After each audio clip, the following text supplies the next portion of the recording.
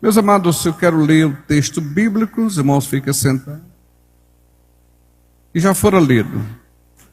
João capítulo 17, a partir do versículo 1, que diz assim: Jesus falou estas coisas e, levantando os olhos ao céu, disse: Pai, é chegada a hora, glorifica teu Filho, para que também o teu Filho te glorifique a ti. Assim como lhe deste poder sobre toda a carne, para que dê a vida eterna a todos quanto lhes deste. E a vida eterna é esta, que conheçam a ti só, por único Deus verdadeiro, e a Jesus Cristo, a quem enviaste. Eu glorifiquei-te na terra, tendo consumado a obra que me deste a fazer. E agora, glorifica-me tu, ó Pai, junto de ti mesmo, com aquela glória que tinha contigo antes que o mundo existisse. Amém. Nós lemos aí até o versículo de número 5.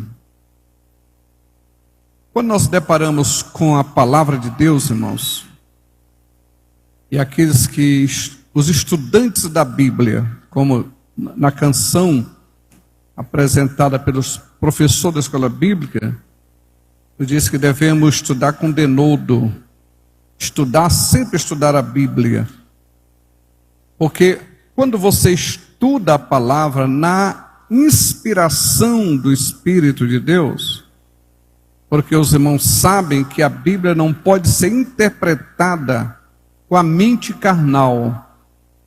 A Bíblia é o Espírito de vida. A palavra de Deus é Espírito e é vida. Portanto, só pode ser interpretada de forma correta pelo próprio Espírito de Deus. Aí você consegue extrair o que Deus está falando conosco através da sua palavra.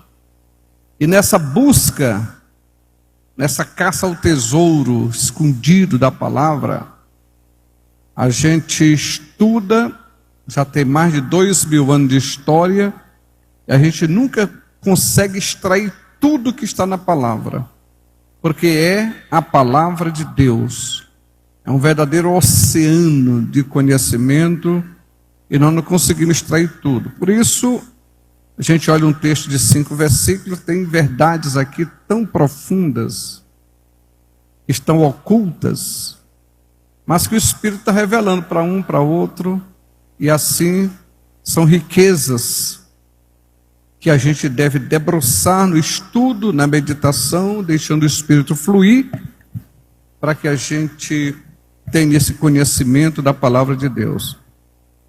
Pena que muitos crentes, não tira tempo nenhum para ler a Bíblia. Isso realmente é uma perda de tempo, não ter tempo para ler a Bíblia. A gente tem tempo para tantas coisas e deixa de lado o presente que Deus deu para nós, que é a sua palavra, que deve ser meditada nela de dia e de noite, para que os segredos de Deus, como disse lá em Jeremias 33:3, vai dizer: clama a mim e responder-te-ei, e anunciar-te-ei coisas grandes e ocultas que tu não sabes. Há uma revelação de Deus para cada um de nós individualmente, quando nós queremos estudar a Bíblia, a palavra de Deus. Só será possível se você colocar o foco, o objetivo, desejar isto. Então eu aconselho os irmãos a não passar nem um dia sequer sem ler a Bíblia. Eu, graças a Deus, já tem muitos anos que eu não passo um dia sequer, nenhum, andando, viajando, ando por aí, mas eu leio pelo menos 5 capítulos todos os dias. No dia que eu não consigo ler os 5 capítulos, eu cito 5 capítulos de cor. Mas ficar um dia, eu não fico. É por capricho mesmo. Porque se a gente não tiver, como se diz, capricho, determinação, as ocupações da vida, a correria das atividades, tira esse direito da gente estudar a Bíblia. Então eu aconselho os irmãos a estudar a Bíblia, a meditar nela, porque a palavra de Deus, ela é o leite que é dado para nós, é o alimento e a riqueza que Deus nos deu. No versículo 3 desse capítulo 17 de João, Jesus diz assim: a vida eterna é esta, conhecer o Pai e a Jesus Cristo que foi enviado. Conhecer o Pai e a Jesus Cristo é ter a vida eterna. Porque do momento que você conhece Deus, que você une-se pela fé com Cristo, 1 Coríntios 6:17, quando você une o teu espírito com o Senhor, você se torna um só com Ele. Você sabe o que é isso? Isso é ter vida eterna. Porque a união com Cristo, você sabe que Cristo nunca morrerá. Ele disse lá em Apocalipse: eu fui morto, mas estou vivo. Agora vive eternamente. Então ele diz lá em João capítulo 11, diz assim: mas aquele que crê em mim também nunca morrerá. Louvado seja Deus. Então o meu espírito, o seu espírito unido com o Senhor, nós vamos ficar unidos por toda a eternidade, porque nem ele morre, nem nós morremos. Isso é interessante. Agora, a união na carne do homem com uma mulher, Gênesis 2:24, quando o homem se casa, se torna uma só carne. Agora acaba, porque os dois vão morrer. O homem morre, a mulher morre, aí acaba a unidade, mas no espírito não. É por toda a eternidade. Conhecer a Deus é ter a vida eterna. Agora, nós devemos nos aprofundar, como eu falei da palavra, aprofundar em conhecer a Deus, irmãos.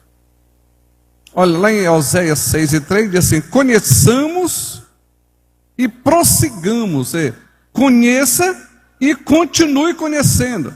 Porque nessa matéria que nós estamos aqui, nessa vida humana, nós nunca veremos a Deus face a face. João 1:18, ninguém jamais viu a Deus.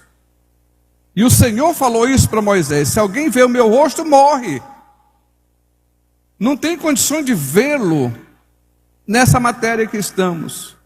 Mas nós podemos conhecer profundamente o Senhor. O máximo que a gente puder extrair da palavra, da experiência, das revelações, você vai conhecer a Deus. Mas só vai vê-lo, como diz 1 João capítulo 3, versículo 3. Capítulo 3, versículo 3, vai dizer assim: filhinhos, ainda não se manifestou em nós o que havemos de ser. Mas naquele dia, quando olharmos para Jesus e vê-lo como Ele é, nós seremos semelhante a Ele. 1 João capítulo 3, versículo 2. Portanto, no versículo 3, quem tem essa esperança, purifica-se a si mesmo. Então nós podemos conhecê-lo profundamente, mas não podemos ver face a face. Mas naquele dia vamos vê-lo. É o que Jesus faz uma promessa. Em Mateus capítulo 5, versículo 3, ele começa a dizer das bem-aventuranças. Ele vai dizer: bem-aventurado os limpos de coração, porque eles verão a Deus. Aleluia! Nós vamos ver o Senhor e vamos conhecê-lo face a face, mas não agora. Mas você vai se aprofundar nesse conhecimento, porque é ter a vida eterna. Quando você está estudando sobre Deus, é como um oceano. Você é tanta coisa para se ver, para se estudar. Mas deixa eu citar pelo menos aqui três características. Pelo menos três. A primeira que está em João capítulo 4, 24. Diz assim: Deus é Espírito. Olha, primeiro sem saber, Deus é Espírito. Deus sendo Espírito, você sabe que o Espírito está em todo lugar. Ele enche os céus, ele enche ele é a plenitude que enche tudo em todos. Ele é tão grande que esse universo fica pequeno para ele. O salmista diz que ele até se abaixa para ver o que se passa nos céus. Você imagina a grandeza desse Deus? Ele enche tudo. Mas eu quero chamar a sua atenção, porque Deus é espírito. E para você se relacionar com Ele, só pode relacionar se você for espiritual. Em João 4:24 diz assim: Deus é espírito e importa que os seus adoradores o adorem em espírito. Veja bem, irmãos, para nós sermos espirituais, nós temos que nascer de Deus. Porque primeiramente nós nascemos de nossa mãe. Somos carnais, somos humanos, somos mortais, somos pecadores. Porque nós nascemos neste planeta da nossa mamãe, do útero de nossa mãe. Somos humanos.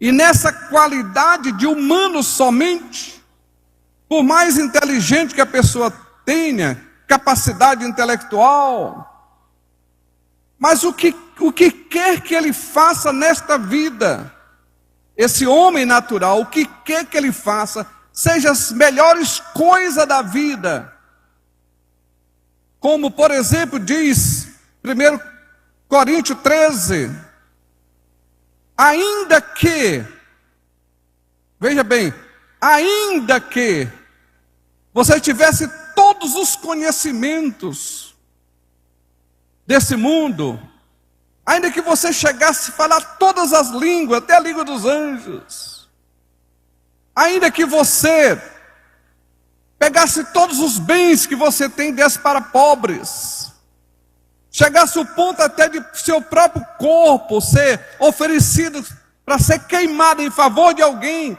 veja, são coisas muito profundas, mas nem assim agradaria a Deus.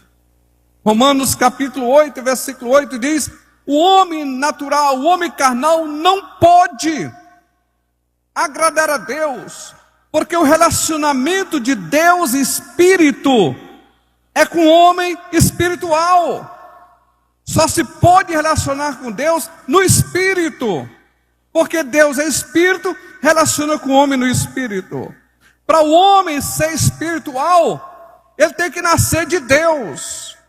Não só da mamãe é natural, tem que nascer do pai, nascer de Deus. Os que nascem de Deus são reconhecidos no céu como filhos de Deus. E ele, como espiritual, ninguém pode compreendê-lo, não pode discernir, ninguém compreende. Pode chamar de doido, chamar de antiquado, chame de o que quiser. Porque ele é espiritual, as pessoas materiais não compreendem. Agora o espiritual compreende tudo. Ele relaciona-se com Deus. Por isso que este Deus, Espírito, quer relacionar com uma igreja espiritual. E Paulo vem disciplinar isso dizendo em Romanos capítulo 8, porque os que são da carne, a sua inclinação, a sua tendência, a sua normalidade da vida é para o mundo, é para o pecado, é para a morte. Você vai andando nessa direção. É para o mundo, quer viver só as coisas deste mundo, quer agradar só o mundo, e depois vai para a morte, para o inferno. Agora, o homem que nasce de novo, nasce de Deus, é espiritual, agora ele vive no Espírito, a sua naturalidade, a sua inclinação é para as coisas de cima, é para a paz, é para as coisas de Deus e é voltada para cima. A sua tendência é só essa e vai morar no céu. A inclinação natural é Deus, relacionar-se com Deus. Ele vive no mundo, esse mundo que nós vivemos em torno do céu. Tudo que a gente faz, comer, beber, vestir, trabalhar, namorar, noivar, casar, gerar filho, pastorear, ir para o exército, ir para a polícia, o que quer que ele faça nesta vida, ele faz com um único propósito: a glória de Deus. 1 Coríntios 10:31. Porque ele é espiritual, ele vive em torno de Deus. Tudo dele é em torno de Deus. Qualquer coisa que nós vamos fazer, a primeira coisa no espiritual é Deus. Quero fazer isso, mas será que agrada a Deus? Até uma roupa que a gente bota, primeiramente é Deus. Vou fazer uma viagem, primeiramente é Deus. Aí eu vou trabalhar ali, primeiramente é Deus. Aí eu peguei no dinheiro, primeiramente é Deus. Aí eu vou pregar, primeiramente é Deus. Vou pastorear, primeiramente é Deus. E se alguém toca em nós, qualquer coisa que toque em nós, sabe o que sai de nós? Deus, é a palavra de Deus. Ah, bateu de um lado, aí a palavra de Deus diz, oferece o outro. Deu um copo d'água, eu vou ter uma recompensa, porque Jesus disse que até um copo d'água que se dá na quantidade de discípulo, ele dá um galardão. Tudo. Vou dar uma esmola. Não vou dar com a esquerda não, vou dar com a direita, porque eu não quero que a esquerda saiba. E assim vai. A vida toda nossa é em torno do céu. O homem espiritual vive em torno de Deus. Por quê? Como espiritual, nós andamos no Espírito. Nós vivemos no Espírito. Nós cantamos no Espírito. Nós adoramos no Espírito. A gente prega no Espírito. A gente pastoreia no Espírito. A gente trabalha no Espírito. Tudo nosso é no Espírito. Bendito é o nome do Senhor. Se as pessoas querem viver na carne, nos seus sentimentos, com a mente carnal, não pode agradar a Deus. Porque tudo que se faz é no Espírito. E quando a gente erra, quando a gente peca, a primeira coisa, meu Deus, eu errei. Corra para pedir perdão, já vai acertando logo, porque você é espiritual. Deus é Espírito. E importa que os seus adoradores o adorem em espírito e em verdade. Bendito o nome do Senhor. Terceira característica, Deus é luz. 1 João capítulo 1, versículo 5 diz, Deus é luz. Olha, Ele é luz e resplandece nas trevas. Se Deus é luz e nós somos espiritual, que nascemos dele, nós também somos luz. Vós sois a luz do mundo. Bendito seja o nome do Senhor. Nós somos a luz. E Jesus disse, não se pode esconder uma luz. A luz não pode esconder. Onde ela estiver, ela se apresenta. Porque Deus é luz. E nós somos luz. Então quando você olha, mas se Deus habita em mim, essa luz resplandece nas trevas. E quando Jesus está falando sobre isso, ele disse, não se pode colocar uma candeia debaixo da mesa. Coloca-se no velador. Para que brilhe, e olha bem, para que as suas obras, veja bem, brilhe para que as suas obras glorifiquem o Pai que está nos céus. Ele está dizendo que eu sou uma luz e as minhas obras, a minha vida, o meu caráter, meu comportamento, minha forma de ser, tem que resplandecer a luz de Cristo. As pessoas têm que olhar para nós e ver esse resplandecer da luz de Cristo em nós. Porque Ele habita em nós. A gente percebe que muitos crentes perderam o brilho dessa luz. Não se sabe mais se é crente. Não tem mais o brilho. Você vê que quando os apóstolos chegaram em Antioquia, disseram, olha, esse povo faz confusão chegar aqui, né? E foram chamar ele de quê? De crentes. Você vê Pedro, olha, estava com ele, né? Teu jeito, tua voz denota, tua roupa, a tua voz, o teu jeito está demonstrando que tu é um deles. Porque o crente, aonde ele estiver, tem que ser diferente. Porque ele é luz. Ele não pode estar igual a todo mundo. Porque se ele estiver igual a todo mundo, que luz é essa? Que não resplandece a luz. que não tem o brilho? Porque veja que nós primeiramente somos, Deus é espírito, quer que nós sejamos espirituais. Nascido de Deus, herdeiro de Deus. E nascido de Deus, herdeiro de Deus, nós passamos a ser como um vento. João capítulo 3, versículo 8. Quem é nascido do Espírito é como um vento. Não sabe onde é que vai, nem para onde é que vem, porque é conduzido totalmente pelo Espírito. É como a gente gosta de dizer, ele é leve e fácil manejo nas mãos do Espírito. Ele vai sendo conduzido. E essa condução do Espírito na vida dele é um reflexo da luz. É a luz de Deus. A igreja está aí, o irmão está ali, onde você estiver, lá na empresa, na sua casa, na rua, no vizinho, é luz. Quando se essa luz for treva, quão grandes trevas serão. Que vergonha, que decepção. Você é uma luz apagada, uma luz que não brilha. É igual Jesus falando do sal, você é sal, mas cuidado para não se tornar insípido. Porque um sal, quando se torna insípido, só serve para uma coisa: para passar vergonha, para ser pisado pelos homens. É só para passar vergonha e fazer a igreja sofrer. Mas tu não disse que é crente? Que crente é esse? Crente desse tem muito no inferno. Já pensou coisa dessa? Que vergonha você não ter o resplendor desta glória, desta luz, que você está dizendo para todo mundo: Deus habita em mim. E se Deus é luz, habita em você, ele resplandece essa luz. E você tem que mostrar isso através das suas obras, através do seu caráter, do seu comportamento. Lá em 1 João 4:8, vai dizer assim, terceira característica, Deus é amor. Olha, Deus é espírito, então você é espiritual. Deus é luz, todo mundo conhece você, porque você é uma luz. Mas Deus é amor. Você já imaginou? Deus é amor.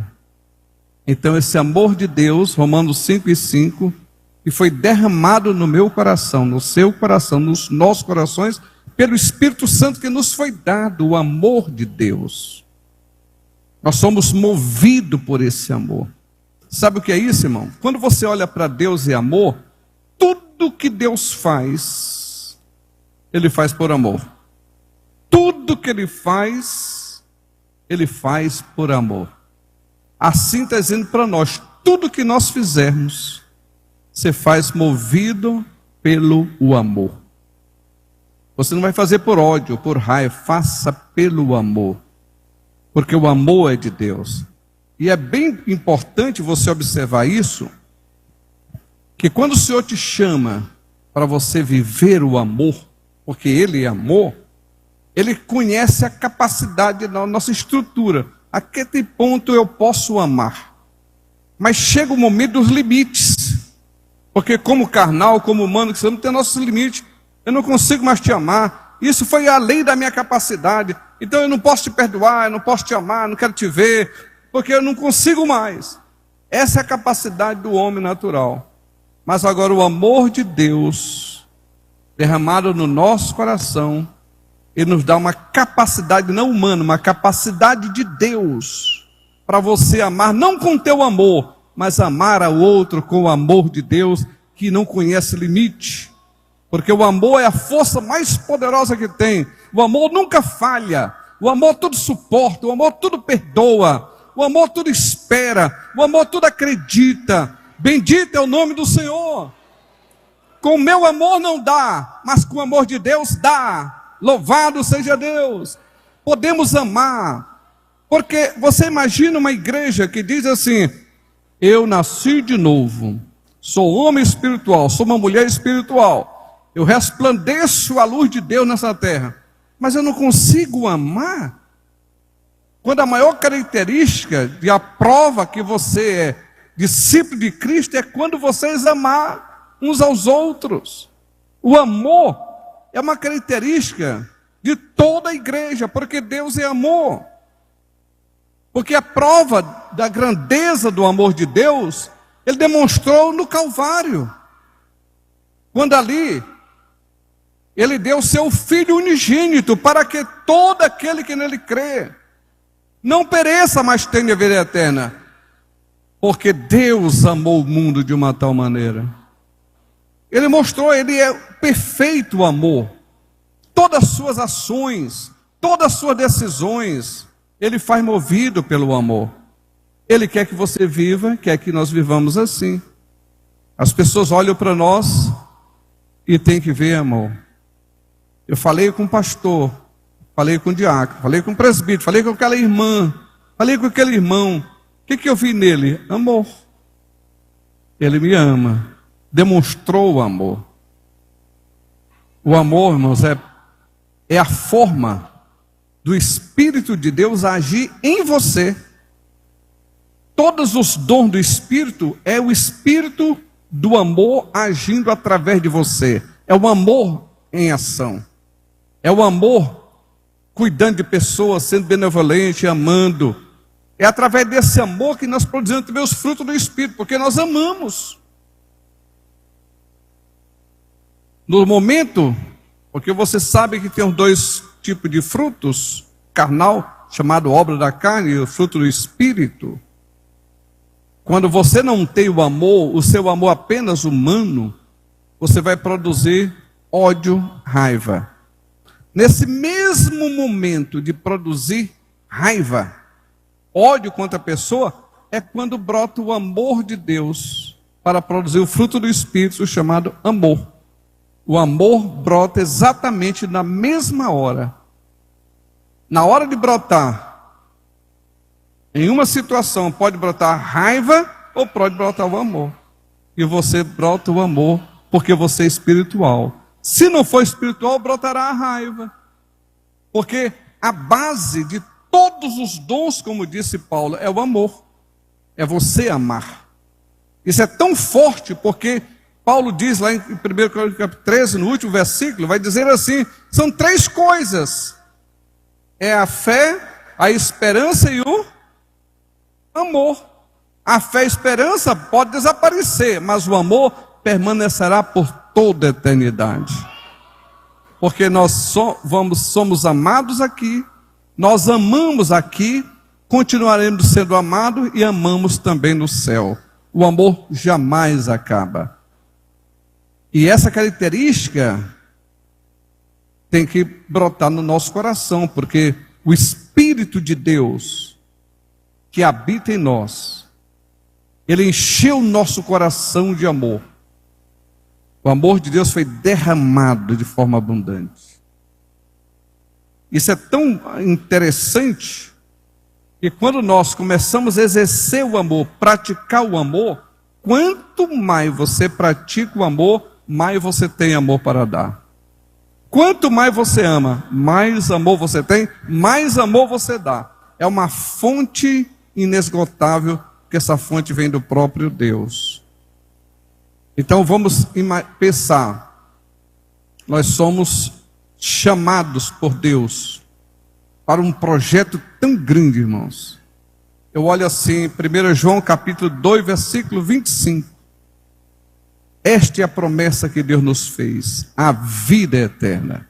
Ele olhou para nós e nos fez uma promessa. Sai daí e vem para cá.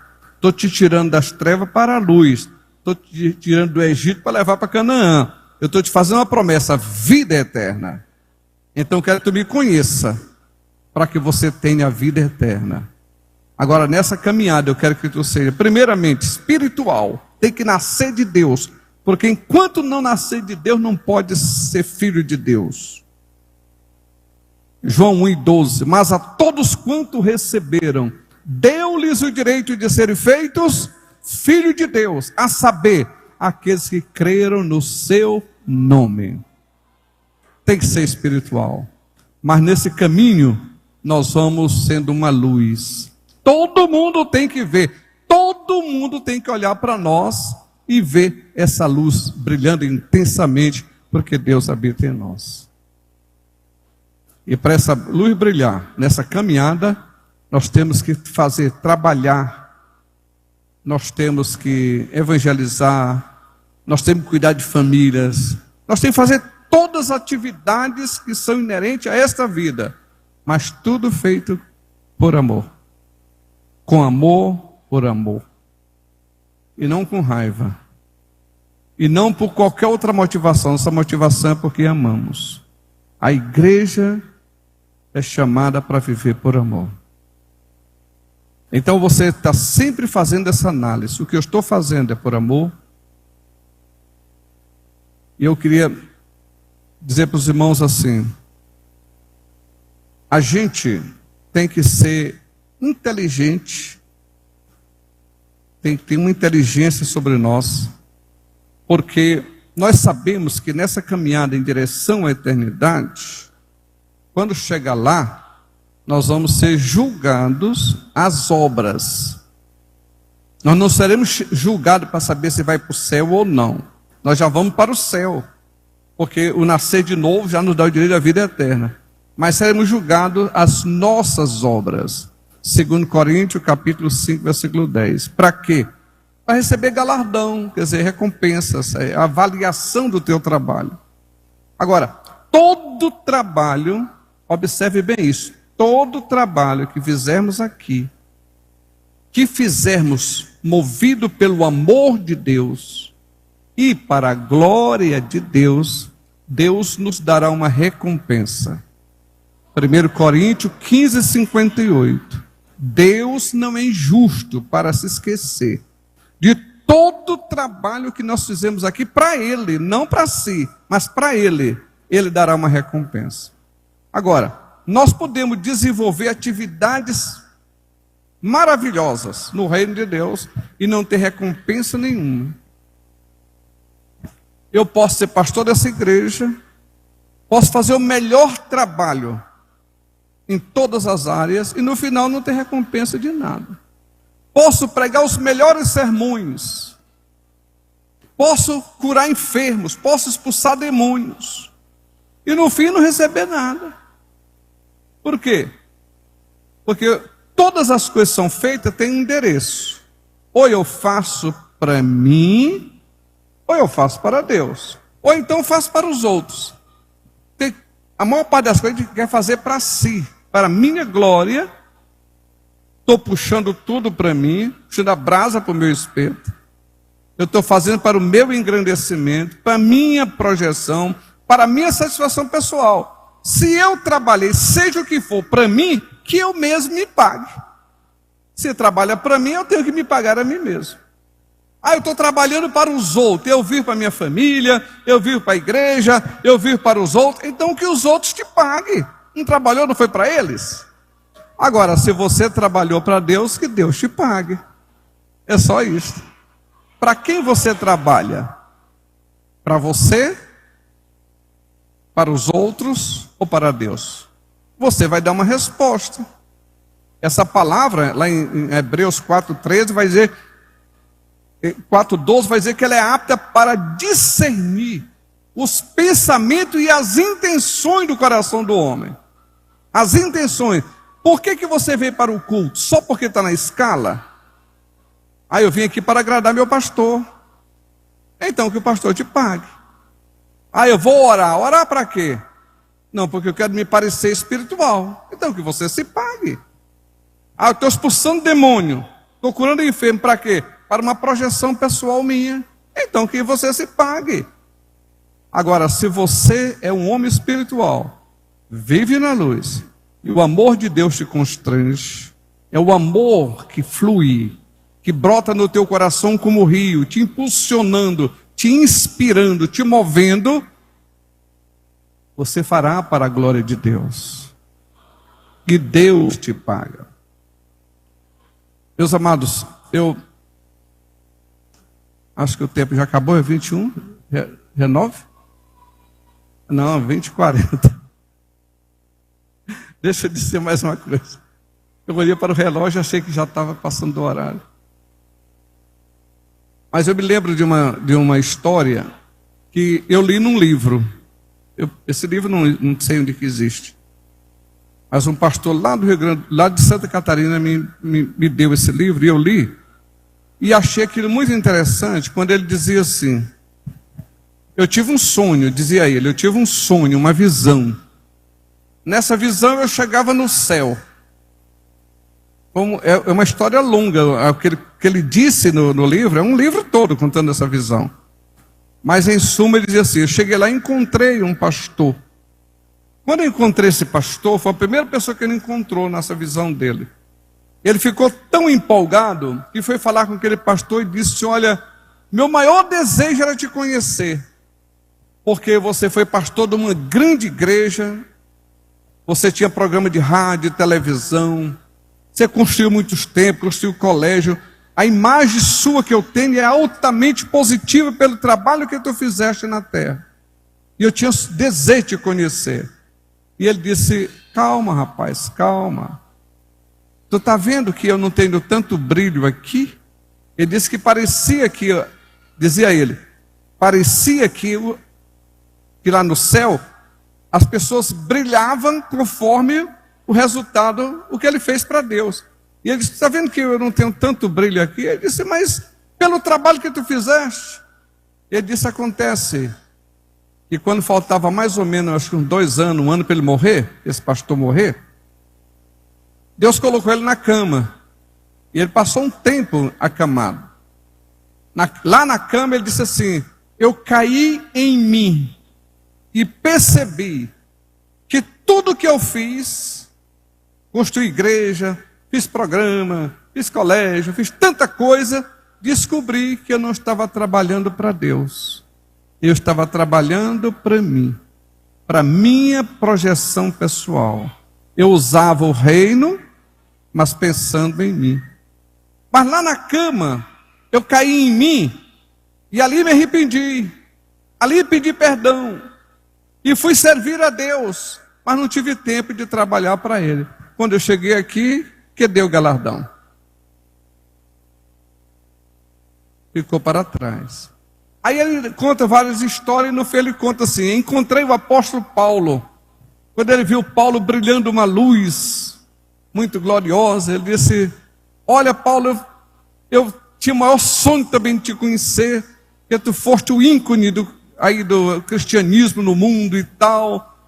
Aí ele disse que Paulo, depois de uma conversa, falou assim para ele, você sabe por que eu estou brilhando aqui e tive uma grande recompensa? Ele disse, não, por quê?